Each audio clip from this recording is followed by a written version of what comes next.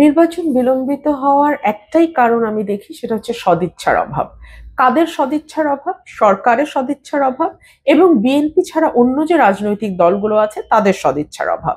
সরকারের কেন সদিচ্ছার অভাব? বিকজ সরকার তারা যেই স্টেটাসটা এনজয় করছে গত 10 মাস ধরে, সেটা বা পাওয়ারটা, এটা এই মুহূর্তে হয়তো তাদের ছাড়ার একটা বড় অংশের সরকারের ভেতরে ইচ্ছা নেই।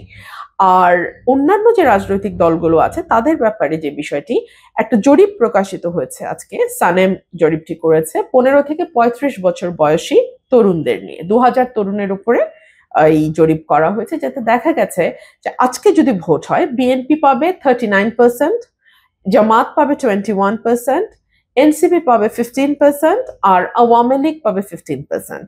সো এই যে ভোটের একটা গ্যাপ, বিএনপি সেই 39% আর জামাত 21%, এনসিপি 15%, এই গ্যাপটা যাতে কমিয়ে আনা যায় বিএনপির সাথে, যাতে বিএনপি নিরঙ্কুশ সংখ্যাগরিষ্ঠতা না পায়, যাতে 2/3 মেজরিটি বিএনপি না পায়, যাতে জামাত হয়তো কিছুটা আসন বাড়াতে পারে বা এনসিপি কিছুটা আসন বাড়াতে পারে। বাংলাদেশে এখনকার যে অবস্থা, এটা অনেকটা দিক নির্দেশনা ছাড়া বা মানে কোন রকম কোনো ক্যাপ্টেন ছাড়া একটা জাহাজের যে অবস্থা দাঁড়ায়, নাবিক ছাড়া একটা জাহাজের যে অবস্থা দাঁড়ায়, অনেকটা সেরকম। 6 তারিখে 6 জুলাই কালের কন্ট্রাক্ট রিপোর্ট এসেছে যে বিনিয়োগ একেবারে তলানিতে চলে গেছে। ওরা বলছে 14 বছরে দেশি এবং বিদেশি বিনিয়োগের এত হাহাকার বাংলাদেশে গত 14 বছরে হয়নি। তারা বলছে 9-10 সালে, 9-10 অর্থ বছরে যেখানে কর্মসংস্থান হয়েছে 5 লাখের ওপরে, সেটা গত এই অর্থ বছরে 24-25-এ গিয়ে সেটা 2 লাখের নিচে নেমে এসছে। আরেকটা রিপোর্ট এসছে আজকে, সেই রিপোর্ট বলছে মূল্যস্ফীতি 2-এর ঘরে চলে গেছে, মানে ডাবল ডিজিটে চলে গেছে, 10 পয়েন্ট সামথিং মূল্যস্ফীতি, যেটাও কিনা বিগত কয়েক বছরের মধ্যে সর্বোচ্চ। সো এই জায়গাগুলো যদি আপনি দেখেন, আপনি দেখবেন অর্থনৈতিক অস্থিরতা, আইন শৃঙ্খলা পরিস্থিতির অবনতি, মব এখন একটা কি বলবো, ধরুন মবকে লিগালাইজ বা মবকে জাস্টিফাই করার জন্য সরকারের সকল কর্তা ব্যক্তিরা মবের পক্ষে বয়ান তৈরি করছেন। এটা খুব অদ্ভুত না? যেখানে তাদের মব নিয়ন্ত্রণ করার কথা, মব বন্ধ করার জন্য শক্ত পদক্ষেপ নেওয়ার কথা, সেখানে তারা মবের পক্ষে বয়ান তৈরি করছেন। কবে প্রথম মব হয়েছিল? বিহারীদের উপর হয়েছিল না বাঙালিদের উপর হয়েছিল? এখন এইসব অন্যায্য অসভ্য বিতর্ক আনা হচ্ছে দেশটাকে আরো বেশি অস্থিতিশীল করবার জন্য। সরকার তো ক্ষমতাতেই আছে, ইউনূস সরকার ক্ষমতাতেই আছে, সেই সঙ্গে তার কিছু পছন্দের দল আছে। বিএনপি ছাড়া যে রাজনৈতিক দলগুলো আছে, বিশেষ করে এনসিপি, জামাতে ইসলামী এবং ইসলামপন্থী যে দলগুলো, তারা মোটা দাগে সকলের সঙ্গেই সরকারের একটা ভালো সম্পর্ক। এবং ধরুন আজকে যদি নির্বাচন হয়, জামাতে ইসলামী তো ক্ষমতায় যাবে না, এনসিপি তো ক্ষমতায় যাওয়ার প্রশ্নই ওঠে না।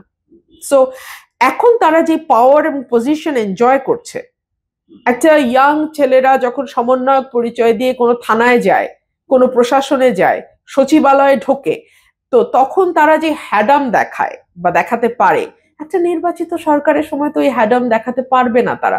তো এই পাওয়ার এক্সারসাইজ, ইল্লিগাল পাওয়ার এক্সারসাইজের যে ইচ্ছা, সেটা থেকেই আসলে নির্বাচন থেকে সরে যাওয়ার একটা টেন্ডেন্সি আমরা দেখি। পুরনো যে রাজনৈতিক দলগুলো আছে তার মধ্যে আওয়ামী লীগ, বিএনপি, জামাত, জাতীয় পার্টি, এই দলগুলোই বাংলাদেশে মূলত পুরনো রাজনৈতিক দল। এছাড়া সিপিবি, বাসদ, আরো কিছু বামপন্থী সংগঠন আছে। তো জাতীয় পার্টিতে কোনো একটা পরিবর্তন, সেটা ছোট বড় যেটাই হোক না কেন, সেটা তাদের অভ্যন্তরীণ রাজনীতির যেমন অংশ, তেমনি জাতীয় রাজনীতিতেও যে আগামীতে কোনো ছাপ রাখবে না, এটা এখনই হলফ করে বলা যায় না। আমরা দেখলাম 3জন হেভি ওয়েট নেতা কিন্তু জাতীয় পার্টি থেকে সরে গেছেন। একদিকে হয়তো ওনারা আছেন, অন্যদিকে আছেন জিএম কাদের এবং অত্যন্ত সম্ভাবনাময় আমাদের তরুণ রাজনীতিবিদ শামীম হায়দার পাটোয়ারি। ওনার সাথে আমি সংসদে ছিলাম, সো উনি যথেষ্টই সম্ভাবনাময়। এবং আমি তো সংসদে তাদের সাথে ছিলাম 18 থেকে 23 সাল পর্যন্ত। সংসদে তারা কিভাবে কথা বলতেন, কিভাবে তোয়াজ করতেন আওয়ামী লীগকে, আওয়ামী লীগের ভুল ত্রুটিগুলো কিভাবে ঢাকার চেষ্টা করতেন, এগুলো তো আমার নিজের চোখে দেখা। আমি তো তাদেরকে বলতাম যে, একেবারে সংসদে দাঁড়িয়ে আমি বলেছি যে আপনারা তো কুসুম কুসুম বিরোধিতা করেন, আমি তো অত কুসুম কুসুম বিরোধিতা করতে পারি না। তো এটা হচ্ছে জাতীয় পার্টি। এখন জানি না জাতীয় পার্টির আগামীর রাজনীতি তারা আসলে কিভাবে করবে, বা কোনো জোটে তারা যাবে কিনা, বা গেলেও কোনো জোট তাদেরকে নেবে কিনা, নাকি তাদের এককভাবে নির্বাচন করতে হবে, আদৌ তারা নির্বাচন করতে পারবে কিনা, ইত্যাদি ইত্যাদি অনেক প্রশ্ন আসলে সামনে আছে।